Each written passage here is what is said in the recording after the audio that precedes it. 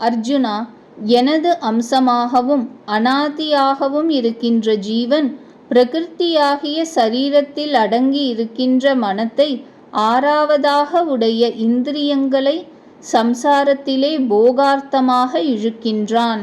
ஸ்ரீ சங்கரர் அபிப்பிராயம்: பரமாத்மாவாகிய எனது அம்சமான ஜீவன் எனது ஒரு பாகமாக இருக்கின்றான். அவன் என்னினின்றும் அந்நியன் அல்லன். ஆயினும் அவன் அவித்யையாகிய உபாதியாலே சம்சாரத்திலே தான் கர்த்தாதான் போக்தா அல்லவென்று வெகு காலமாக பிரசித்தி அடைந்திருக்கின்றான். அந்த ஜீவன் அகண்டாகாரமாயும் ஒரே வஸ்துவாயும் உள்ள எனது அம்சமாகவும் அந்நியன் அல்லாமலும் எப்படி இருக்கக்கூடும் என்றால், ஒருவனாகிய சூரியன் ஜலத்தில் தோன்றுகின்றான். ஜலத்தில் தோன்றும் சூரியன் ஆகாச மார்க்கத்தில் தோன்றுகிற சூரியனது பிரதிபிம்பமே அன்றி வேறலல்லன். ஜலமாகிய உபாதியாலே வேறுபோல தோன்றினாலும் அந்த உபாதியான ஜலம் இல்லாவிட்டால் சூரியன் பிரதிபிம்பம் தோற்றாமையாலே சூரியன் ஒருவனேயன்றி இருவன் அல்லன். அவ்வாறே ஒரு பாத்திரத்திலுள்ள ஆகாசமும் சர்வ வியாபகமான மகாகாசமும் ஒன்றாயினும் பாத்திரமாகிய உபாதியாலே கடாகாசம் மகாகாசத்தினின்றும் வேறாக தோன்றுகிறது. கடம் உடைந்தால் மகாகாசத்தினின்றும் வேறான கடாகாசம் என்பதே இல்லை. இவ்வாறு பிரம்மத்தின் அம்சமானவனும் பிரம்மத்தினின்றும் வேறல்லாதவனும் ஆகிய ஜீவன் மாயா காரியமான அவித்யாகிய உபாதியாலே தேகாதிகளில் வேறாக தோற்றிய போதினும் உபாதி நிவிர்த்தியானால் அந்த ஜீவன் எதனுடைய அம்சமோ அந்த அம்சியான பிரம்மமே. அம்சம் அம்சியை அடைந்தால் திரும்பி வருதல் இல்லை. ஜீவன் ஈஸ்வரனினும் வேறானவன். அவன் கர்த்தா போக்தா ஜனன மரணம் அடைகின்றவன் என்னும் தோற்றமெல்லாம் அவித்யாஸ்வரூபமான அஞ்ஞானத்தால் உண்டாயினவே. அவித்யை நீங்கினால் நிலைத்திருப்பது பிரம்மஸ்வரூபம் ஒன்றே, இரண்டாவது இல்லை.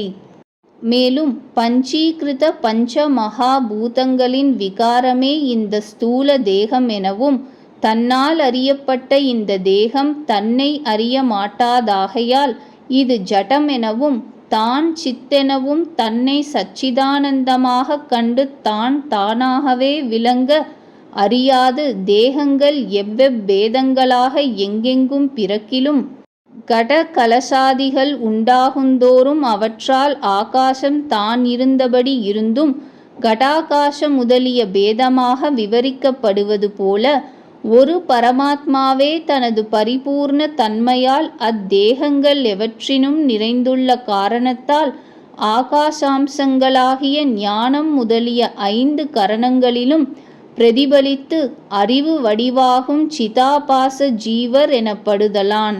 மற்றெவற்றையும் அறிவது போல அவ்வத்தேகத்தையும் அறிந்து இது நானென கர்ம ஸ்வபாவத்தால் அவித்யை வசத்தராகி தேக வாசனையினால் பிரளய காலத்தில் இவ்வகை ஜீவர்கள் பிரகிருதி ஸ்வபாவமான முக்குணங்களை கடந்து குணாதீத பிரம்மஸ்வரூபத்தை அடையாமல் பூர்வ கர்ம சேஷத்துடன் சகுண பிரம்மமாகிய மாயா சகித ஈஸ்வரனிடத்தில் லயமடைந்திருந்து சிருஷ்டி காலத்தில் மீட்டும் சம்சாரத்தில் திரும்புகையால் 6 இந்திரியங்களையும் வழக்கப்படி கிரகித்து கொண்டு பிறக்கின்றன என்றதாம்.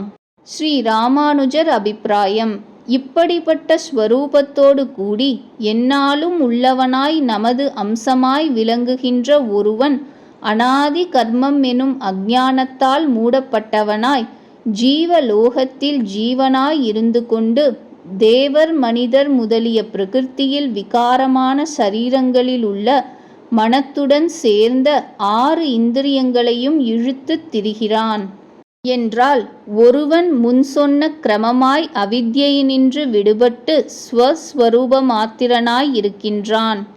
மற்றொருவன் ஜீவனாய் கொண்டு ஞானமும் ஐஸ்வர்யமும் மிகவும் குறைந்து தர்மத்தால் கிடைத்த சரீரத்தில் உள்ள மனம் முதலிய 6 இந்திரியங்களுக்கும் ஈஸ்வரனாய் அவைகளை அங்கும் இங்கும் இழுத்து திரிகிறான். ஜீவன் எந்த சரீரத்தை அடைகின்றானோ எந்த சரீரத்தினின்றும் வெளிப்படுகின்றானோ அந்த சரீரத்தினின்றும் வாசனையுடைய புஷ்பத்தினின்று காற்று வாசனையை கொண்டு போதல் போல இந்திரியங்களையும் அவற்றுடன் கூடிய மனதையும் கிரகித்து கொண்டு போகின்றான். ஸ்ரீ ராமானுஜர் அபிப்பிராயம்: எந்த சரீரத்தை அடைகின்றானோ, எந்த சரீரத்திலிருந்து வெளியில் புறப்படுகின்றானோ அவைகளின் இந்திரியங்களுக்கு எஜமானனாகிய இந்த ஜீவாத்மா இந்திரியங்களை பஞ்சபூதங்களின் சூக்ஷ்மமான பாகங்களோடு கூட எடுத்து கொண்டு போகின்றான். எவ்வாறெனில் காற்று, புஷ்பம், சந்தனம், கஸ்தூரி முதலிய வாசனைகளின் இருப்பிடங்களிலிருந்து அந்த வஸ்துக்களின் சூக்ஷ்மமான பாகங்களோடு கூட வாசனைகளை எடுத்துக்கொண்டு வேறிடத்திற்கு போகிறதோ அஃதே போல என்று பொருள் கொள்ள வேண்டும். ஸ்ரீ மாத்வாச்சாரியர் அபிப்பிராயம்: ஜீவன் எப்பொழுது ஒரு சரீரத்தை விட்டு வேறொரு சரீரத்தை அடைகின்றானோ அப்போது ஈஸ்வரன் அவனுடன் கூடவே இந்திரியங்களை இழுத்து கொண்டு போகின்றான்.